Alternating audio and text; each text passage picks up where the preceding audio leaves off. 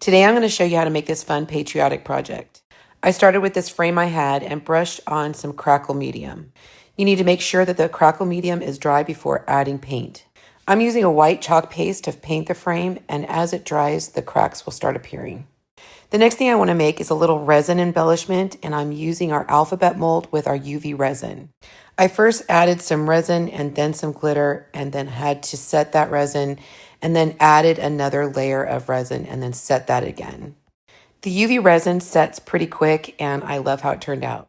The next thing I'm going to do is I'm going to grab a rustic star cutout that I had in my stash, and I'm using a cadet blue paste to paint it with. When I'm done, I'm going to set that aside and let that dry. The frame I'm using for this project has an interchangeable pop-out center. I already painted that centerpiece white, and now I'm using a striped stencil and some cherry chalk paste. I did have to line that stencil up and finish off that one little spot at the top. Once the paste dried, I used my distress inkers around the entire perimeter of that centerpiece, and then used my gator sander on the star to make that look a little bit more rustic and roughed up. I wanted to make a little tag for this project, so I grabbed some scrap fabric and a stencil. I used black chalk paste on this and not ink because I wasn't going to be washing this, or it's not going to get wet, so I didn't worry about it running or coming off. After my frame was dry, I went around it with my distress inkers to make it look even more rustic. Then I popped the center in and glued the star to the center, and then added the number 4 resin piece that we made with hot glue.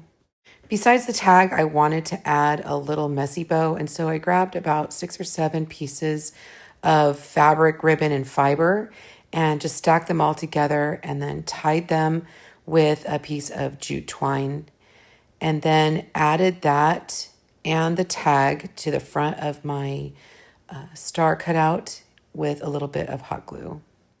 Once I had everything attached, I trimmed up the ribbons and zhuzhed it all up till I got the look I wanted. I think it turned out super cute. If you like this project, make sure that you follow along my Facebook page and my YouTube channel for more DIY tutorials like this.